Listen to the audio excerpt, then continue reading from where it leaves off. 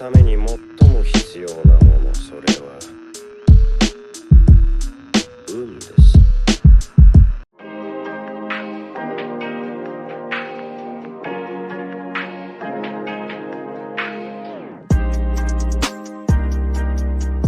Hey everybody, and welcome back to a new edition of the Extreme I'm even getting that wrong, to another edition of the Project WEBTOON's podcast. I know, as you probably noticed, we were gone for a week. We did put up something else in place of the regular podcast, but we're back here to cover some of the latest webtoons. Getting into it as always, I'm of course your big man is Sleepy. And this is Arc Dragoon.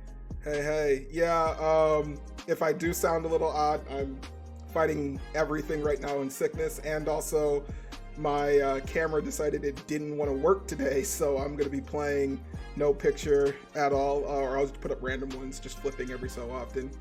And we aren't joined yet by our big homie Seraph, but he is supposed to drop in here at some point, so he'll probably see him just blip onto the screen there. But we definitely wanted to get into it since we've got a few weeks of discussions that we're going to go through here with new chapters of both The Beginning After the End, Solo Leveling, Descent of the Demonic Monster, Fff-Class Trashero, got a High School, Lore Olympus, and The Dark Lady. How you doing over there, Ark? I'm you okay? You alright? I wish I could be better after this week. It's been a lot. It's been way too much. But I am ready to get into some discussions. I hope you are, man. You said man, right? Or did you call me mad? You know what? I'm gonna let you figure that out. Okay. All right here. Well, let's go ahead and let's jump into the first one then here with Beginning After the End, since I want to catch up on this one with the crew, because we got past chapter 100, and I saw somebody else was not too happy with it. I kind of wanted to hear your thoughts on that. I knew what was going to happen. Well, yeah, you're reading ahead, but still, it being at chapter 100, we were in the middle of the fight, well, the class skirmish thing with Arthur, and he was, of course, getting his personal rematch with Lucas. And during the whole bout, which one question we brought up was, were we going to see the other people fight, since this was all simultaneous? And we transitioned over to see Tessa fighting the prince, and out of nowhere, while she was doing an okay bout, she suddenly started having some pain. And of course, I guess that it was the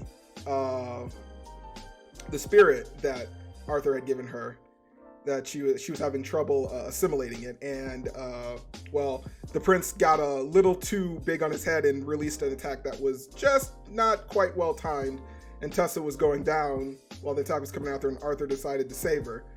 But yeah, that was all between chapters 100. I was kind of expecting like a big spectacle thing to occur there, but it ended with Arthur just basically getting completely hurt. Yeah, what do you think was going to happen? I mean, we were expecting the fight of the lifetime here. I was expecting maybe 2 chapters of like seeing everybody else duke it out, but it really was just him and then Tessa and then him saving Tessa. I was kind of expecting a little bit longer of a battle to go down. Nah. Really? That didn't seem just a little anticlimactic for you? No, I already know it's too soon. You know it's too soon. But yeah, so the last 2 chapters have basically just been Arthur in the hospital recovering, and I do like that the writer made very clear to tell us on the hospital on the hospital visitation with his parents, it's only been 1 day. Yes. He's done all of this shit in 1 day. So, I know that was one thing we were all discussing and talking about. So it's good that we got clarification that, yeah, Arthur just pulls that recovers kind of like a literally like the next day he recovers almost pretty much back to not quite complete normal, because we see him walking around with a pimp cane. He's still a little hurt, but he's not. It wasn't like the end of the fight with the was it called the Elderwood, right? The Elderwood spirit. Yeah. It wasn't like that. Like he was pretty much on the point where he was on death's door almost with that one. But yeah, so Arthur makes a pretty quick recovery, not before he gets some very popular visitation from both his parents, the headmaster, Tess, and of course the other princess who's got full guard. But more importantly, at the end of chapter, was it 101, we finally get this nice intimate moment between Tess and Arthur where she finally makes her move. And you can say that, yes. I can say that. I can. I mean, we've pretty much been speculating this since those two basically came in contact with one another. But yeah, she plants one on Arthur, a wounded Arthur. And the next chapter, it's just both of them dealing with the feedback of that. And exactly how you'd expect any teen-based I'm supposed to be a 60-year-old man and a 12-year-old body. Okay. I shouldn't say it's exactly the same. Tessa acts like how it should be in a teen drama. Arthur acts like how it's supposed to be when, am I a pedophile now? Yeah. Arthur doesn't focus on it too hard, but he does question that whole thing because, yeah, he is a very old man inside of a teenager's body. But he's been reborn and all this stuff and blah, blah, blah. We're not going to go into the ethics of that whole debate and argument, but Arthur does make it out of the recovery ward and over to, I believe this is supposed to be his personal training area, right? That's his training room. No, I thought that was the room they were going to use for or is that the room that's going to be used for the teaching? For his class, yeah. I didn't know if that was supposed to be the room for his class or if that was supposed to be his own personal training ground. Just because I'm I don't know why they would take that other teacher's room, why they would just completely just redo it in a new manner, and also give him this personal built training bot.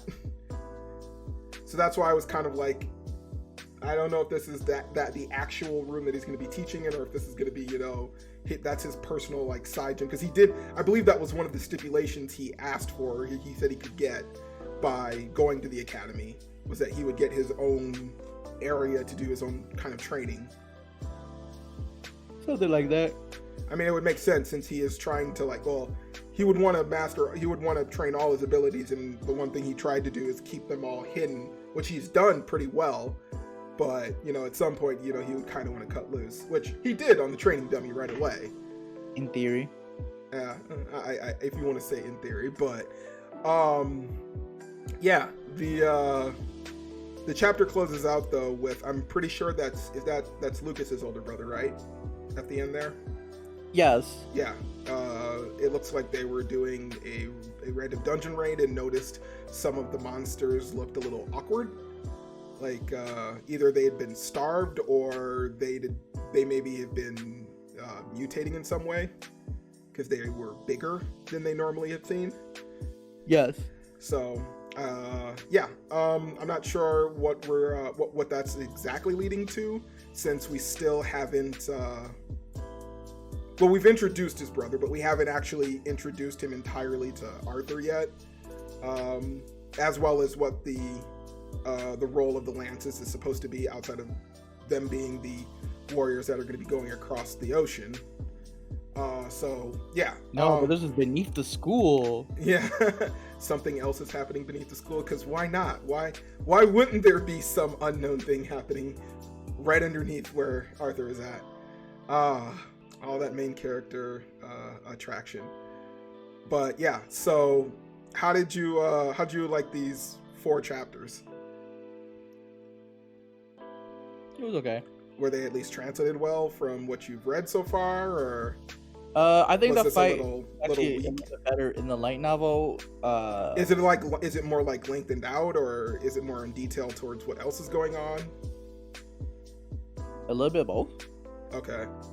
I know that the light novel usually always seemingly has a little bit more towards the explanation and aesthetic of what's really going down, but it kind of has to because it doesn't have the visuals to back it up.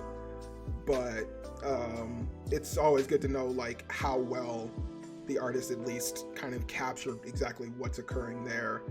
No, I mean it captured what happened, but like I think there's more left out in the fight between Lucas and in art. Like there was a little bit more of a closer struggle that they were having, or yeah.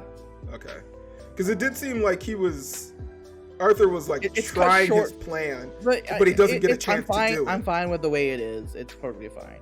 I mean, I guess I didn't see the whole plan that he was trying to come to into fruition, which kind of sucked. Like they set that up, and then it's like, all right, got to abandon that entirely because of this other situation. So I don't know if that's gonna come into play later, maybe, or something, or if that was just thrown in there for just weird shits and giggles. But yeah, so that's all right. Yeah, I know one of our other friends said that they were a little disappointed with chapter 100 at the end of it all, so I just figured I'd ask out here. Hopefully when we get Seraph in, we can get his opinion on that too. But yeah, that the hospital scene kind of made up for it just a tiny bit, only because, you know, the fan service, but at the same time. But anything else on the beating after the end for those 4 chapters there? No. No? All right. We'll go ahead. We'll move on here into the next one with some solo leveling. Homeboy Jinwoo is, well, when we last left off, he was battling it out with Thomas in a duel of the mightiest of the national levels, since our other dude got captured, tortured by one of their own, and he did save him at the end of the day. He did manage to save him, but of course that sparks an international incident. But at what price? Yeah, I had no stake in the fight that he wasn't gonna win. I did have stake in it in knowing how badly this would look for him at the end of the day, though, since he's kept exactly how strong he is from everybody, but give him enough of an opponent that could potentially cause him a bit of some struggle, and it may freak other people out. I will say Andre put up a decent fight, showing off some of the skills he had, especially matching his own, having that what was Andre's version of it? Because Jin's is Royal's grip or the King's grasp? Something touch. Yeah, it's like the Royal's touch or something like that. But Thomas had a version of it himself as well, but his like basically it's just a pull attack. Okay, I pull you, you pull me, that's all it is. It's fine. Well, Andre's ended with his attack being a pull in and then an explosion at the end of it, because he basically created almost a mini black hole and then it just supernovas. I think his is a little bit more devastating at the end of that in all of it, but yeah, the King's grip thing is just way better at the end of the day, just because how much stronger it was overall. But Andre loses, of course, and Jin collects a new shadow for his gallery. I kind of wonder when he's gonna bring both of them out, and they'll maybe like talk to each other or something like that. So, bro, you fucked up. Yeah, I fucked you up. fucked up too. Welcome to the fold. I did like at the end of the first chapter though, he's on the roof and he gives him a name, because apparently, of course, he's a strong enough shadow that he can speak, but he gives him a name and then he tells him to go back into the punishment stance. Yes. So I'm just like, oh, there it is again. always fun to see that. But it does end with Jin going to the Hunters Conference and them basically giving out the information.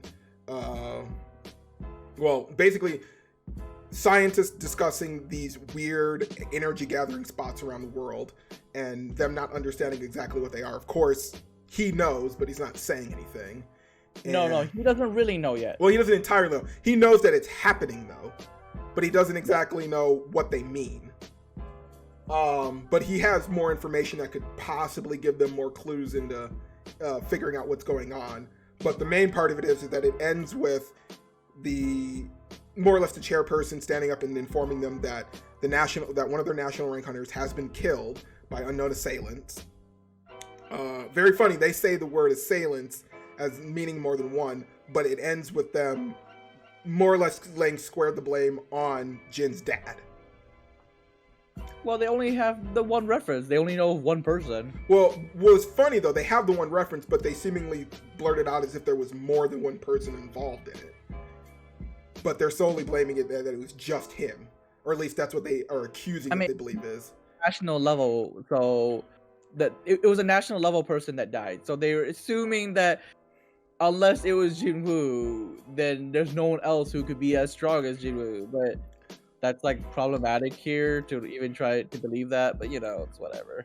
Well, yeah, no. Well, this is the only person that they've dealt with, at least in the last couple of months, it seems, that's been able to cakewalk through not only an S-rank hunter, but an entire guild, an entire building of guild members, and just completely walk it off with no problem. So yeah, it kind of makes sense that they would, of course, blame him.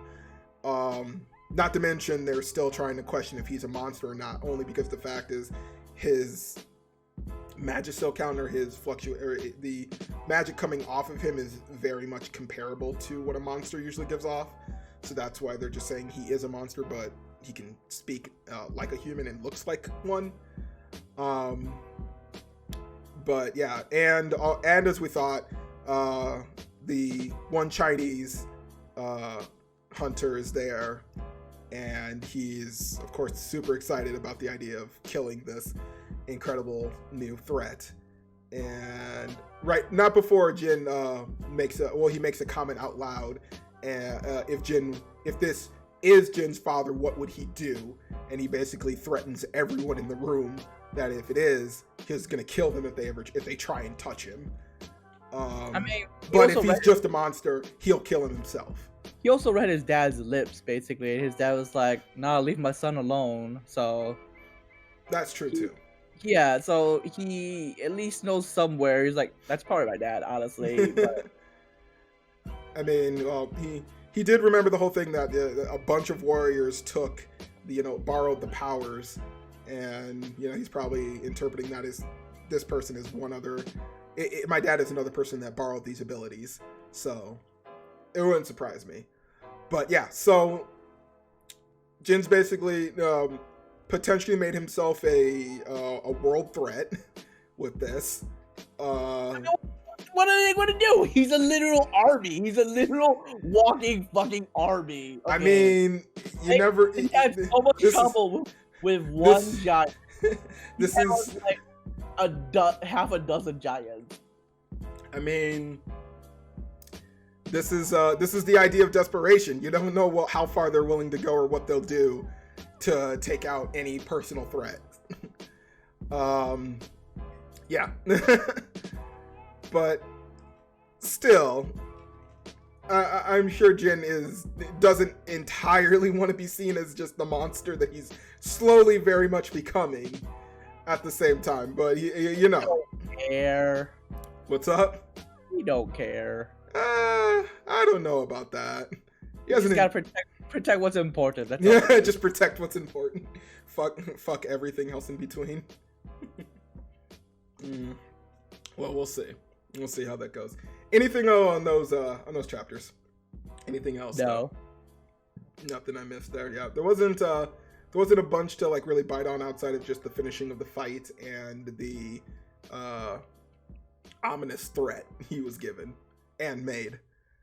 All right. Well, we'll go ahead and we'll move on here into the next one. We only got one chapter here over the rather lengthy break there with Descent of the Demonic Master and our homeboy. Yeah. They take care of the kids. They do some kid helping here. And then they teach our main character here that fighting is not the way to fix things in the modern world.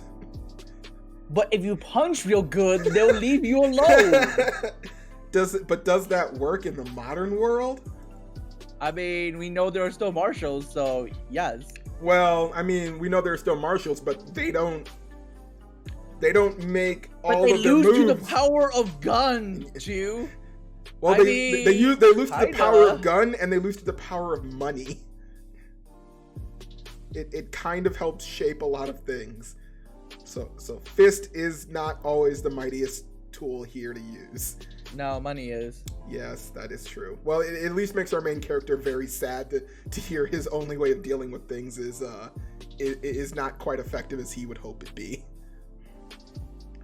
But we do get at least a nice solid two chapters, watching some of our other characters shine and show off their prowess, along with new girlfriend and she's not his girlfriend. I mean, what do we want to call her? Love interest. Love interest? I mean, is it love interest on his part, or is it more love interest on her part? Love interest as in the fan's part. Forced love interest, okay. All right, yeah, that and Mr. Secretary showing off their prowess and skills at how to handle more personal relationships and intimate issues. Let me tell you how we're gonna solve this. How? With money. Well, it's money for the girls. It's no, it was also money for the guys. Was it? Because he walks into the school. It was like, hey, we're giving you money because there's someone important in this school. Oh, who is it? I'm just going to leave. Like, it was through the power of money. That's all it was. It wasn't entirely that for the guys, because he still made the guys work out. He still made them do training, but they had like half and half because it was also the power of a good idea to like work out. Okay, just work out to our main character's level where everyone else looks at you know that no one else can actually lift a truck, right? But if you do no. Well, yeah, it wasn't to his level, but it was also the power of influence. You know, I'm gonna have the super well-known hot celebrity show up and give me my lunch that she personally made and left, and I left behind. So she hand delivered it, so everybody knows, and then leaves. But he still kind of gets bullied because they're like, "Hey, can we get that food from you?" And he's like, "I guess I have to give it to you." I was like, I saw that scene. I was like, did they actually solve something? I didn't think they did. I feel like that was a two-part plan of like part of the first part was complete failure because it's like, okay, I don't feel like you completely worked that one through. Whereas for the girls, it was just like, we're going to have you show up with the really hot guy in the really expensive car. Oh, now everyone's your friend. They super want to talk about that. Whereas for the guys, it was more like, I kind of want the lunch she made. Give it to me. But yeah, the other part was, I'm gonna use the influence of business, and like you said, we're interested in doing some business with the school, but that's only if this unknown person is taken care of. We're not gonna tell you who they are, but they're from an orphanage, so yeah. You put two and two together. That's all you need to do. Well, they did start to work on that as the chapter was closing out. So back into our slice of life issues here, which were pretty great. I think it did end though with the guys getting a new trainer at the end of it though. I'm pretty sure that was what's his name? Our other military buddy. Yes. Since his training won't be as painful as MC's, but it still will be pretty bad for sure. I mean, he was on. It could be worse. It's fine. Could it? Yes. They're children. You know that, right? I've done worse. Have you? I don't even want to bring this up. I don't even want to know. I really don't want to know. I feel like I'm going to yell at you if I even think about it. All right. Anything else on that one chapter, though? No. Nope. All right. We'll go ahead and we'll move on here from one good hero to one trashy one in Ff-Class Trashero. You want to take this one, since I know he's your favorite? He's not my favorite. He's your fucking favorite, and you know it. He's not my favorite. He's pretty much your like, favorite. You advocate for him super hard. Top 3 in WEBTOON. That is not good at saying he's not your favorite. Top 3. It's fine. All right. Sometimes top 5. Depends. All right. Okay. You want to tell us so we have it where our main character here has in this new world, but it uses all the characters from the old world, and he doesn't trust any of them. But he's like, I'll play along, I guess. And then, but he doesn't want to do anything in the correct order because everyone's trying to give him out quests to do the chain of quests, and he's like, nah, why do I need to go to this place, this pond to go get a magical sword? I have a sword right here. And then there's a bunch of bandits that show up and that attack his village, and he kills them all, and he's like, don't worry, I'm the hero though, it's fine. That's all you have to tell them. I murdered them as the hero. And then he relents and he's like, I guess I have to at least go with the chain of quests. And then he goes to the lake where the sword is, and then they're like, oh, it's the sword is held by a mermaid. And he's like, oh no, they're going to suck my soul. And then he's like, no, I don't want any part of this. And she's like, but the holy sword that we have in here is like, no, do you see that holy sword? This holy sword is better. Your holy sword there is trash. And then and then the assistant, the god assistant that's helping him is like, but maybe the sword has valuable information. So he's like, you know what, just go give me that thing. I'll show you how trash it is. It's fine. And that's where we end right now, right? Yeah. Pretty much, yeah. So, yeah, him asking what's so great about the sword, and the mermaid, the mermaid, an angel that resurrects the mermaid, like free? being so happy to talk about the stats, and then him just shitting on all of them. Like, they don't do anything the current sword I had does. I was like, wow, this is like every person in a looter shooter I've ever been with, just talking all kinds of crap after, like, I went through this whole quest and I got this weapon and it's crap compared to what I've already gotten. Why did I do this? Because it was part of the quest. Because the story demanded me to. Yeah. I feel like this is more like the author's angry way of talking about every MMO or every kind of adventure game they've ever played, and they're just super upset. It's fine. Is it though? Yes. I don't know. It's cathartic. It's fine. I don't know. I don't think we have the same definition of catharsis sometimes here. Yeah. So he's getting a new sword because he was inside of that. Yeah, this may have no. He's summoning the spirit in the sword. That doesn't mean he's using the sword. I didn't say he's using it. He's getting it. He's getting the sword so he can ask the spirit inside questions specifically pertaining to I think what was it, the dragon? Or more info about it? No, he really doesn't know, because since this is a new run with a different quest, he has no idea what to actually really do. Well, he doesn't, but some of the information has been rolling consistently with it, and one of them at least has to deal with, we know that, you know, the reason why he needed to get the dragon was, he needed to get the one sword to kill or to stab the dragon because it would give him information.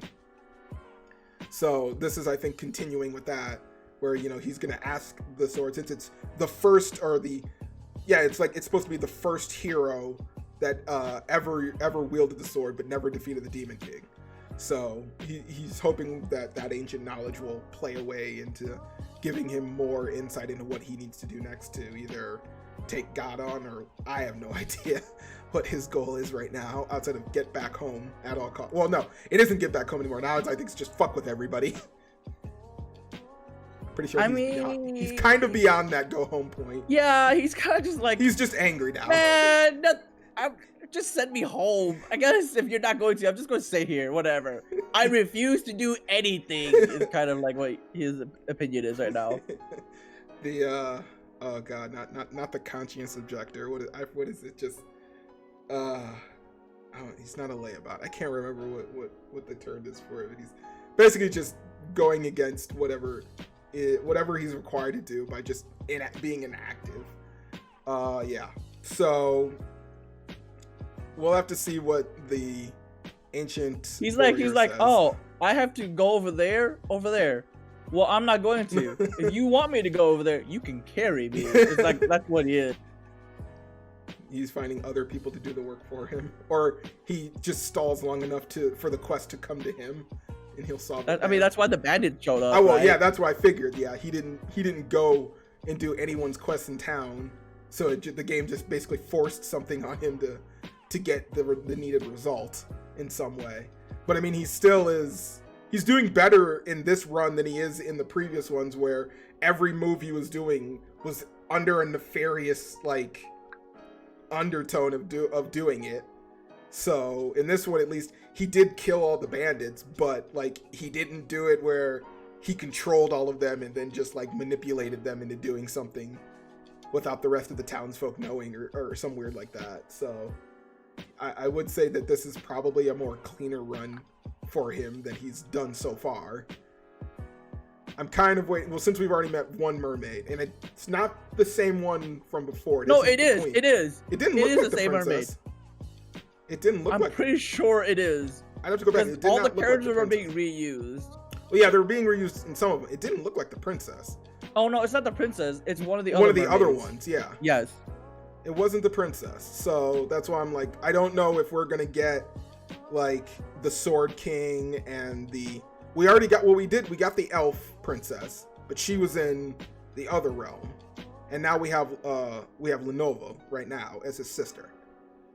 So I don't know if we'll run into like some of his other cohorts in some manner that he'll like have to partially team up with, but not entirely. Yeah. I'm kind of surprised you're not reading this light novel. A little. No, bit. This one's a surprise. Oh, this is a personal treat for you. Okay, I understand that. But anything on these few chapters though, else that I missed, I didn't bring up? No. Nope. All right. We'll go ahead. We'll move on here to our next one. I kind of want to talk with this one with Laura Olympus. I believe you said you did read, or you caught all the way up there. Dude, I am ahead of you. Oh, you read ahead? You've fast passed ahead. How far are you ahead? I'm like 2 chapters ahead. Oh, you're not that far. That's why I had to like double check what chapter we were on. Yeah, thanks so much. Hate you too, buddy. Yeah, well, we're up to at least I went to Barnes and Noble with my little sister to go find the hard copy, but they don't have it until like October or something. Yeah, you're probably better off like just ordering that and getting it sent. It'd be so much easier. Nah. Also, I'd have to look into that. I don't know how far does the hard copy even cover. It doesn't make a difference. It was a gift for the little sister. Well, yeah, I know. I want to know personally for me. I would probably want a copy. I just want to know how far it covers. We'd have to look. I have no idea. All right, thanks. But anyway, since we're getting way off topic on this, so where we're at right now without using the fast pass, at least, it is up to Artemis. We're in the middle of Mint's backstory, and then she shows up to Hades in the office, and she's like, "We have to talk." And he's like, "Oh yeah, I agree." And she's like, "Well, Mint's after you want me back, then you have to." And he's like, "No, I don't want any of this back." Yeah, well, after Mint's backstory, giving us explanations how she got into Hades' life, and then her returning to the tower with renewed confidence or something. I'm not sure what that's supposed to be. No, but she's it's more like renewed hate. I guess it seems more like renewed expectation that it's just a phase. He goes through these, and then he'll want me back at some point, and that's what it seems to be like. And then you get all the yoga girls who are like, girl, you don't know anything. You saw him down the mall. Like that's basically what that happened. You didn't enjoy it, just every like blaxploitation thing that was happening all over those couple pages.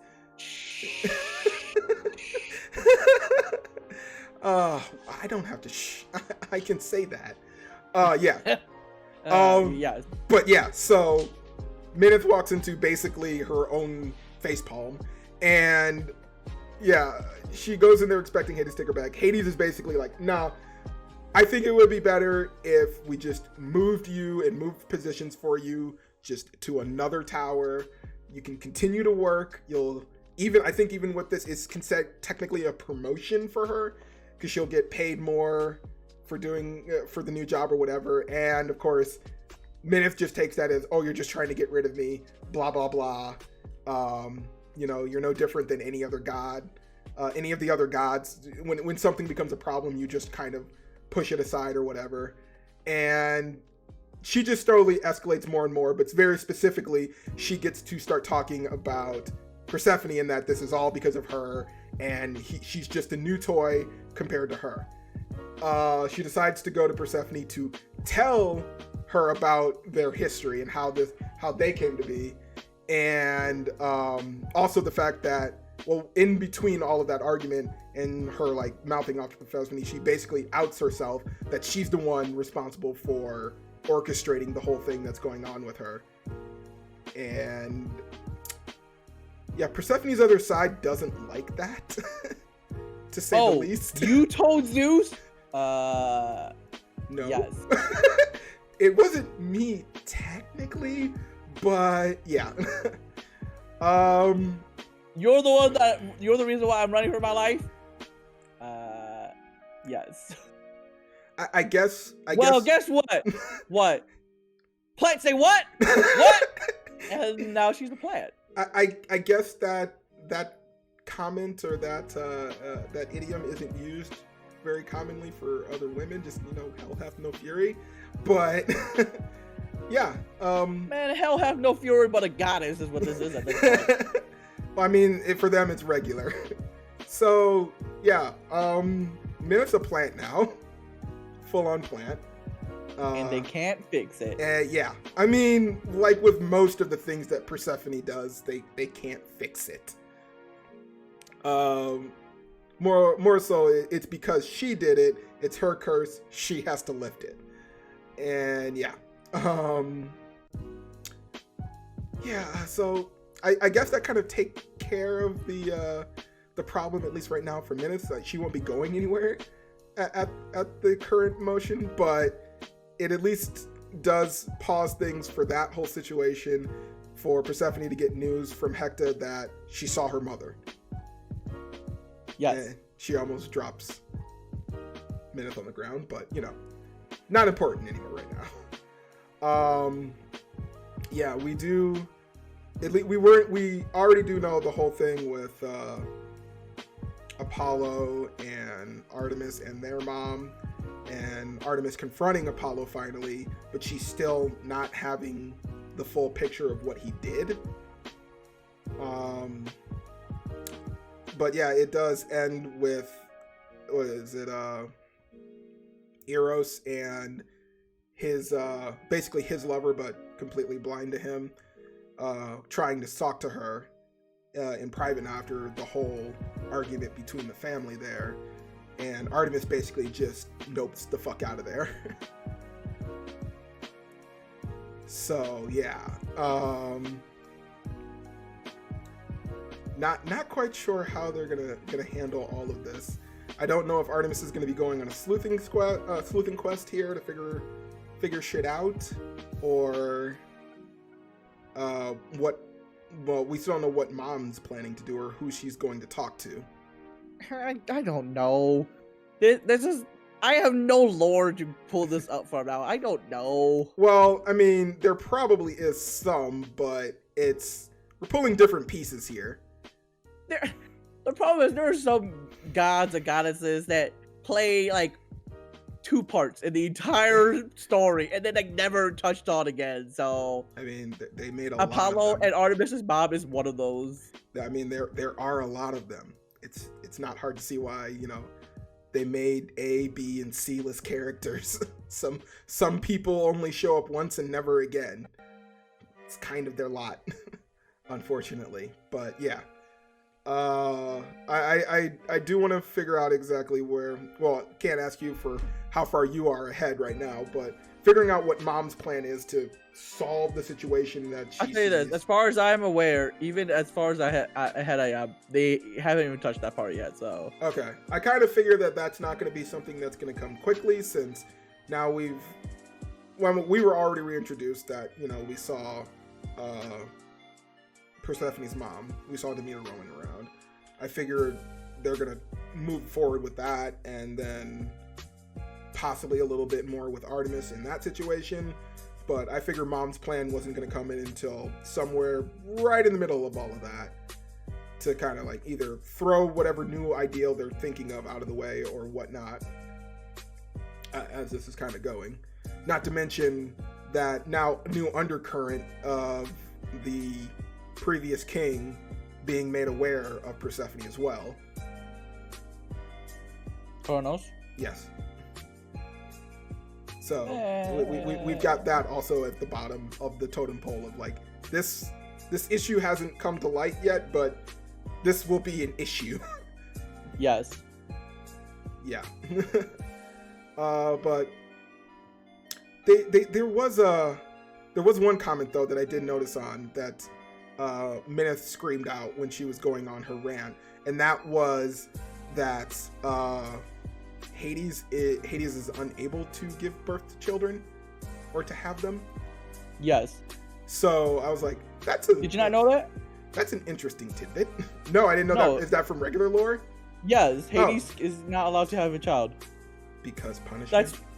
That's why in the game Hades, why it's weird that Zagreus exists, because Zagreus, is it supposed to exist?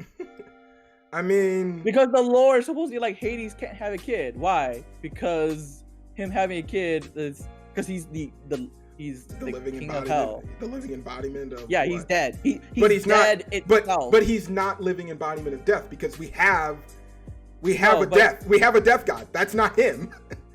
No, but he is like, he's not the god of death itself, but he is the god of the underworld. He's not supposed to have like a continuation. I mean, he is the end. I mean, there's nothing to say that he can't. Really, only his realm means the end. It doesn't mean the end for him. It's also something that was told by the Fates, so that's the reason why he can't have a kid. All right. I mean, that was just one random bit of lore that I was like, I don't remember that entirely, since, you know, so many of the other gods have so many children, and they don't technically need to, you know, give birth to them in the regular way. They can just, you know, oh, I cut myself. Oh, there's a new one of me. All right, I guess that's how that works now. Whatever. So yeah. I'm sure that I was wondering if that may play in somewhere else as well, since I was like, oh, well, this kind of fixes the problem of the curse, since the whole thing is, you know, like, oh, the children of so-and-so will always be bred to, you know, cause problems because of, well, he's a stop line. No curse for him then. None of his kids will come back and do some shit. His puppies might. His puppies might do some bad shit. They're a little pissed. They're not getting as much attention. I don't remember Hades saving this many dogs, but yes. I don't either, but this Hades just loves his dogs. He likes puppies, and I'm fine with that. Death can have puppies. So, yeah. Anything else you want to bring up on these chapters that you can? No. Without going too far ahead? Yeah. Even though Minth is a plant, she's still fully aware of what's going on. Well, yeah, they did make comment that, yeah, she is 100% aware what's happening. Maybe it'll give her time to, like, witness their relationship, and she'll maybe get it, or, you know, she won't have that influence of her friend bothering her. I don't know. This might be therapeutic for her. Maybe that's how Be extremely salty.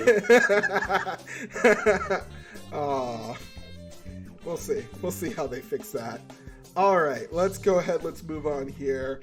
We'll move on with the God of High School here in the full-on battle. We are playing it up at the end of days.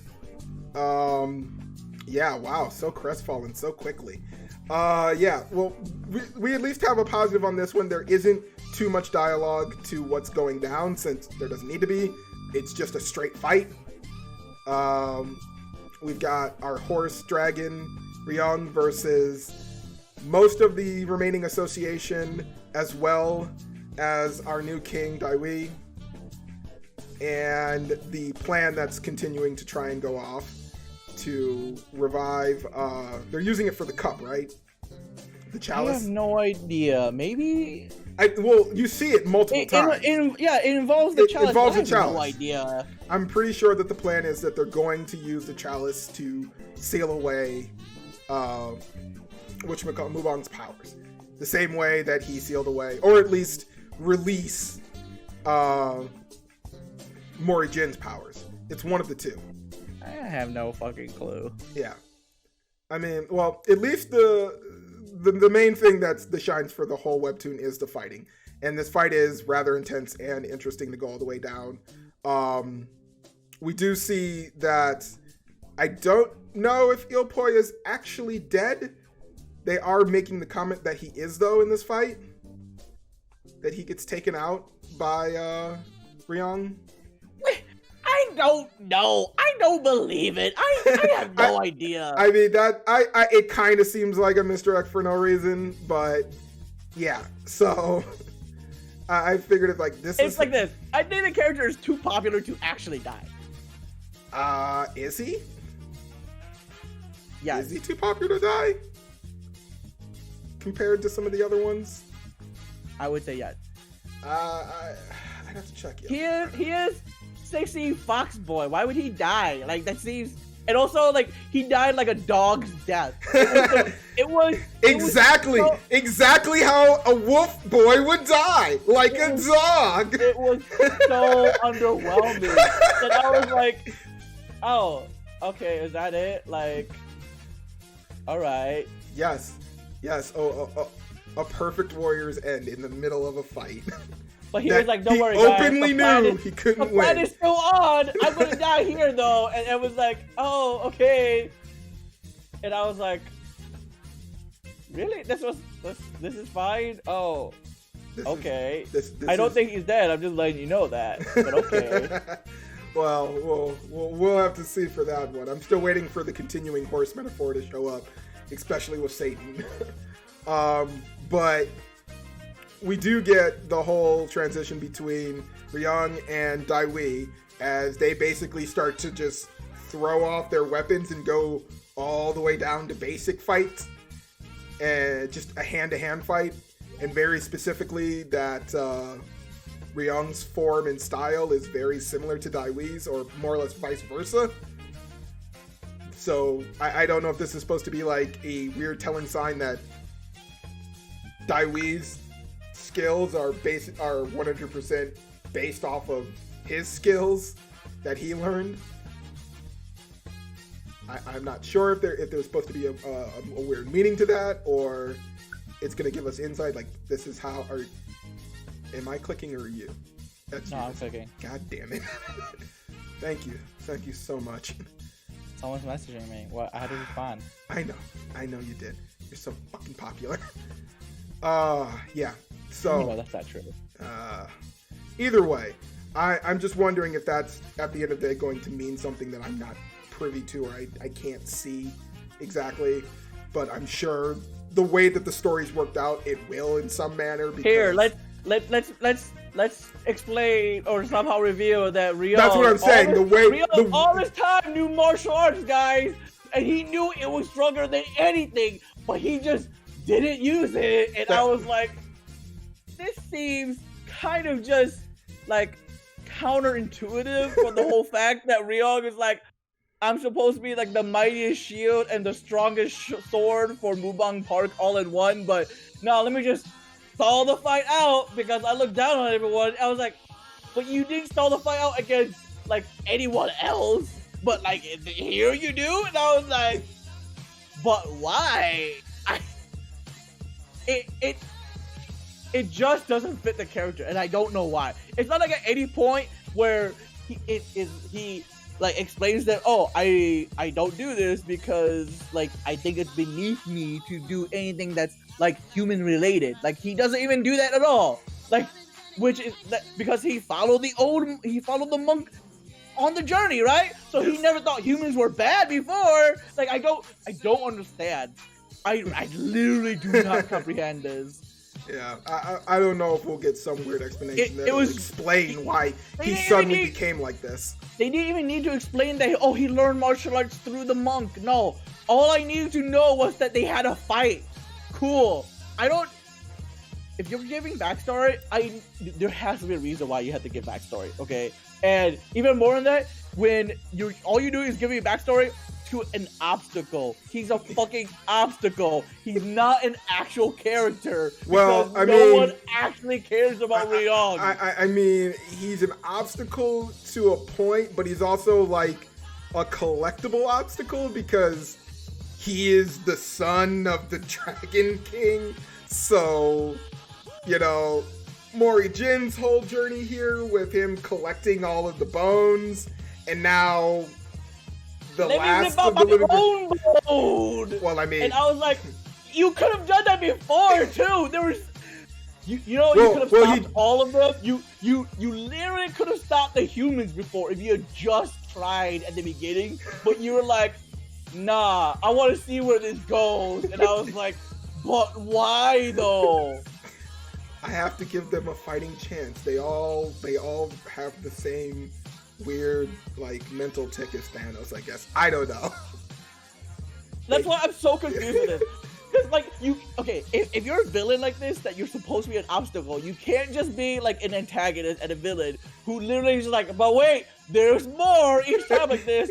Because what happens is this character doesn't have any complex where he thinks that he's better than anyone else. He's just like literally like, nah, I'm just the sword and shield for the new god, and I already know I'm going to die because the new god has already told me, once my plan is done, y'all kill yourselves. And they're like, all right, we can do that.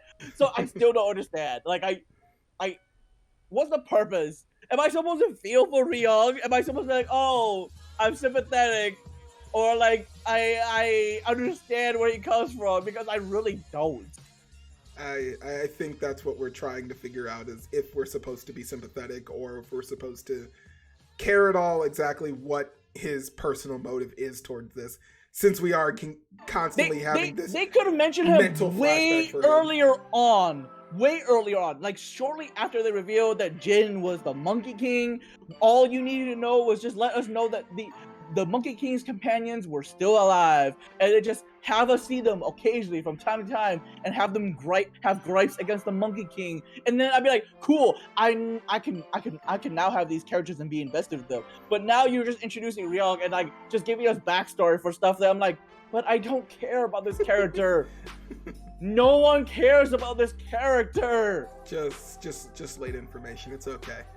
But yeah, so we're still in either way, we're still in the middle of the fight. Ryong is unleashing. We're in the middle of a fight where Mookhyang Park is just watching from behind, where I'm like, Mookhyang Park, you could just do more stuff. You know that, right? You have like 8 other weapons. You could just use them and stop them. No? He's too busy trying to keep the planet murder machine going, so he's busy doing that. That's he's doing the villain, the classic overview villain thing, you know. And then there are 3 other like champions who are just also watching this, and I'm just like, well, I mean, Ryong has made the comment like, yeah, don't touch anything when I'm fighting, so. And they've pretty much all openly. This is absolutely counterproductive. Well, we know how you personally like a lot of your villains, and you kind of should know by now that they're not gonna equal up to the measure of the villain you like. I am or not even asking like, or even anything personal except competence, okay? Or at least like your actions have to at least like coincide with your motivations, because I don't understand the motivation here. I'm like, the motivation is to stop them so like Mookhyang Park can create the new world, right? Yes. Why don't you just stop them? Why is your pride on the line here? The pride of what? Like, I need to understand this too. Like, if there's gonna be pride here, then you need to at least explain to me why you're the only one fighting against them by yourself when there are 3 others who was like standing right next to you, be like, you know, we said we do it all together. Nah, I got this. And you're like, but why? Maybe we'll get a little bit. We'll get a sudden explanation of all of that as well. I can't be 100% sure. You know, you could just fast pass all of this and just tell us. No, but there's no reason. I am not buying fast passes. Okay, this is not do it. Yeah. Either way, we'll check back and see how much longer the fight has to go out. We still have Mori's still coming back with his staff. His staff. At some point, the return, I'm guessing, of... Because they might not be staffs at all. Okay, I'm sorry. The multi-weapon, the multi-tool staff. Yeah. And still, I'm going to guess Satan will appear at some point, and potentially the resurrection of our wolf boy. So, we've got all of that to look forward to in later chapters going on. But we'll move on here so that you don't completely lose your mind. To our last one with Mookhyang Dark Lady. Only one chapter from the long break we had here. A more or less conclusion to all the events that were going down with the capturing, or well, not really the capturing, the raiding of the party's dragon bones, and also the combat between one of the other nations. Dark once again showing off his rather incredible prowess, and everyone kind of misreading the entire situation. It's the god dragon. I do like that the fucking the dwarf. The dwarf just keeps thinking it's all the sword. It's just the very expensive sword that's doing all of this for him. And he's the prince and the count, right? The one's the prince and the other one's the count, correct? I believe so, yes. Okay, yeah. They know better, at least. They know exactly what's going on, but no, they don't absolutely know what's going on. They know they have higher expectations. They know enough. They know that whatever explanation that they have for it is not exactly accurate to what it really is. They know it's much more dangerous than they think. But Dark does basically end the battle. He takes the blast, completely deflects it, but it's all a ploy so that the other army can retreat and get away. They leave with basically all their titans, and they do swap out the dragon bones that they were transporting with apples at the after all said and done. And no, I'm offended here because they blow up the apples first. Do they? Yeah, because that's why they leave, because they shoot a beam at the boxes. He shoots a beam first. at. Well, I know he shoots a beam at the boat to sink it. Yes. That was supposed to be the distraction. And then they save it, and the cargo's all apples. Man, I feel like you should have known immediately if they were gonna blow it up that they're like, oh no, those bones are not on the ship. What? Yeah, why? No one would blow up that ship. Do you really think that this group would know that? Really? Come on.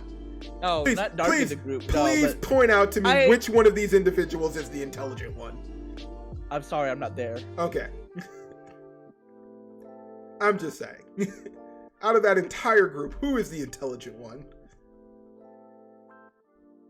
Exactly. It's not like it's not like the ship wreckage and the boxes would have gone anywhere. I would have still chased like the bad guys, because I was like, you know, those boxes aren't going anywhere anymore, right? Yeah, just go chase them. I mean, go. It may sink and it may carry downstream. They were in rather deep enough water for a boat to swim through. Yeah. Yeah, but not deep enough where like they still went in with the mecha and like we came back out. Yeah, so. but it took two of them and they were not in great shape afterwards. So it wasn't like, well, if this had completely gone under, this would have made it okay. No one waterproofed the shit out of them. I don't know why. I feel like you should waterproof mecha. Do you think that they know that they're gonna be taking these things on the ocean? Probably. That seems like one of the things. Assume you need waterproof for any sort of mecha. Like, okay. That seems like something that they're like, we probably don't do this. Yeah, I'm just we're adding in way too much modern think into feudal time machine magic here. Like they should just automatically assume all these things is going to potentially occur. Yeah. So either way, they all get fleeced entirely with the entire bout. Dark doesn't give a crap because what does he need? He can get the best dragon bones anywhere around, so he doesn't give a fuck. But at the end of it all, he does at least more or less, I don't want to say forcefully, but he basically invites himself into the other kingdom with the Count and the Prince as more or less his personal escorts in. So he is going to get some more chance to travel and see the other nations, more specifically the stronghold of that nation as well. So we'll get to see exactly what he'll do there, if he's going to go as he's a duke now, as the duke of their land, or if he's going to keep his cover still hidden. I'm just a young lady just on a travel. I'm just a spirit worker or whatever. Spiritualist. I'm just your average spiritualist, just on a journey. Don't mind my very incredibly immaculate, powerful sword. Not important. Yeah. So we'll see how that goes. Oh, he did call them friends, I believe. So he's made more friends. I think, maybe. Friends, quote unquote. Yeah, quote unquote friends. But the whole thing ends pretty much with them leaving and Dad and the crew showing up at the.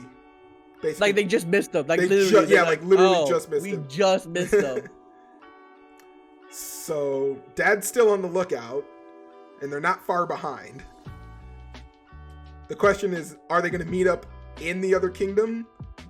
And will this be like the touching father-daughter reunion thing? Or no, it's going to be one of those. Why did you come here? And they punch each other, and they're like, "Oh my gosh! You should stop this!" And then full dragon form. Oh my god, why? Kind of thing. We'll have to see. I was kind of hoping for at least 2 or 3 chapters in the middle of the break, but we only got 1. So we'll see how that plays out. Maybe we'll get another bout of Dark lying about situations and getting his other friends in terrible danger again, since that seems to be a favorite thing of his. I did not grab your ass. My companion did. Do you see me? I am a woman, not a man. He is a piece of shit sometimes, I swear. But anyway. He's not that different from the origin either, so it's fine. I kind of figured he wouldn't be, but you think with some time and age and experience, certain things would change. Either way, anything. No, I feel like things stay the same once you age to a certain point. Where you're like, I've lived for like 500 years, right? Yeah. You think I really changed at any point at that point? Nah, I just plateaued. That's what it is. I just reached the peak of my shame. That's all. Anything else on that one chapter though? No. All right. Well, it's all good. Well, that does bring us to the end of our entire list here, as well as the end for this episode. Looks like we didn't get Seraph to pop in this time, so I bet you he fell asleep. I'm just letting you know that. I wouldn't be surprised. It is pretty late, so we'll go ahead and we'll wrap up here for this one. Thank you everyone for joining us on this latest edition of the Project Webtoons podcast. As always, you can go ahead and check down below to see the my links for all of our locations, of course, of our Discord, as well as links for our Spotify and also our Twitter. You can go and follow us on all of those. If you did enjoy the episode, please go ahead and click that like button, as well as if you got any comments, leave them down below. I know that a few people have racked on us about our discussions for God of High School. As always, we're always open for the fight down below, more or less. Arc is. If there is any other comments though on any of the other things we covered, please give us some more insight. We do got a few other things coming down the pipeline that we want to get to. I still need to get my editing in for another show, but we'll hopefully get to that soon enough. But with that having been said, I'm of course going to close us out for this last time. It is your big man Sleepy. And this is Arc Dragoon out. Hey, everyone, take it easy out there.